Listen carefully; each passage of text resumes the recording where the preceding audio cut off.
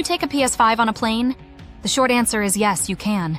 You're allowed to bring your PlayStation 5 in either your carry-on or checked luggage. However, it's usually safer to keep it in your carry-on to avoid potential damage or mishandling. Always remember to not put any of the prohibited items in your bags, like guns, knives, ammunition, explosives, or any other dangerous weapons. When going through airport security, you may be asked to remove the console from your bag so it can be screened separately. Make sure to pack it securely to prevent any bumps or scratches.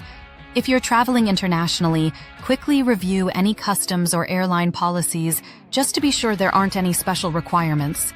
And that's it for now, guys. Make sure to like this video and subscribe to our channel.